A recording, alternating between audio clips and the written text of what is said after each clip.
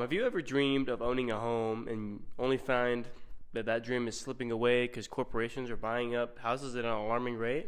Well, if you haven't, it's true.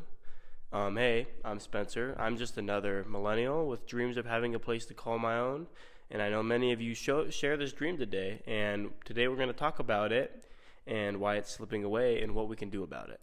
We can't just stand idle while big corporations hijack our dreams of home ownership. It's time for us to unite, to take some action, and to reclaim the American dream.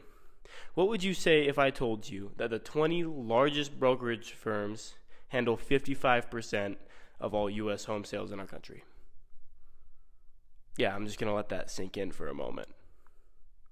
Riley Chris talks about this in his World Property Journal about the issue, as he said that the big corporate brokerage enterprises did 2.1 trillion with a T in sales back in 2020 from just real estate. By GDP, real estate is actually measured as the largest industry in our United States. Not oil, not technology, it's real estate. It's real estate.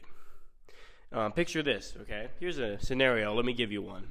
You find your dream home, but it's out of reach because big corporations are buying up properties, and they're driving up prices through the roof, and you are no longer able to get a home, and when they do drop the home prices, they just raise the interest rate, so it's still impossible, and it still is big corporations.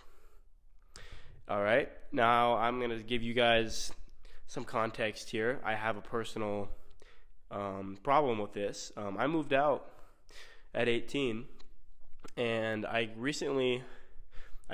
been thrown into the renting market and all that stuff.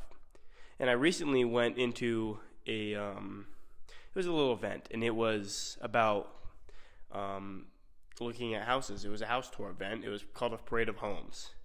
And I know somebody that works for Parade of Homes, and I have gone for the past 5 years.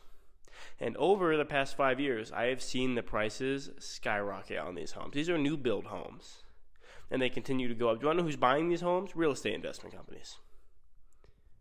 Do you want to know who's building these homes? Real estate investment companies. It's not in the hands of us anymore. And this is going to continue to happen until none of us, none of the millennials, none of Gen Z. I guess you could, but it's going to be really difficult for most of us to be able to buy a home. I mean, imagine living in a future where home ownership becomes a privilege for just a few. The American dream that we all believe in and we grew up believing in, we get this all pounded into us. The American dream, you're going to be able to buy a house one day and, own property is all just getting torn right from our faces, basically. Jordan Ash of CNBC said it's almost a captive market. If we don't stop this, by 2030, corporations are projected to own 40% of all single-family rentals on the market. Okay? And I've been moved out of my house for a couple of years now, okay? And I have witnessed the rental prices skyrocket since I moved out. When I moved out, I'll give you some context here, okay? My first property that I rented, it was a little apartment. It hadn't been renovated since like the 80s, and it was $825 a month, okay?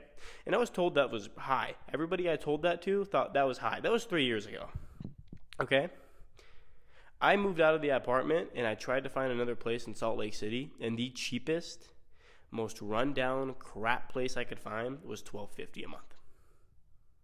$1,250 a month. You know how much more that is? That's over $400 more of a raise in just a couple of years. Okay?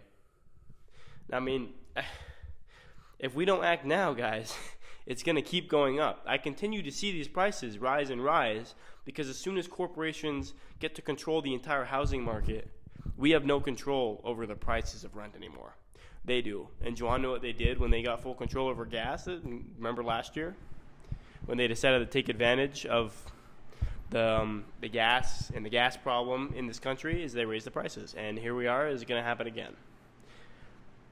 And, this is our fight. We can't let corporations dictate our future. We have power to change this.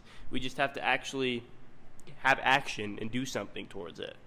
If we vote for candidates who prioritize affordable housing, and we support some policies that limit corporate ownership, and we join forces, and we take this to the votes, and we make sure we vote for candidates that have this in mind instead of candidates that do not care, we can at least attempt. All we can do is try to stop the corporate America from buying up all of the housing markets and all of the houses in this country and just ruining the American dream for the American people. We've covered the problem. I've covered the potential nightmare, and I have called you guys to please take this to voting when it comes in 2024 and in your state votes and so on. The time to act is now. Do not wait. It's just going to get worse. Housing is just going to become more and more unaffordable. I mean, if we look at some of this stuff, like at this rate, I should have been buying houses in third grade. You know how much they were? A fourth of the price they are now. I mean, if we continue this for the next 10 years, only the rich will have houses, and none of us will all be renting. I hope you don't want to rent for the rest of your life. I don't want to rent for the rest of my life. I would rather own a house. I mean that's what I grew up with, was the American dream: owning a house, owning property, having a family, and owning a single-family home in this country. And if we don't act now, we're never going to have that opportunity as millennials and Gen Z. And thanks for listening to this podcast. Come back next week for a new episode. And if you have any comments, please leave them below. I have a works cited page in the description. And thank you for listening.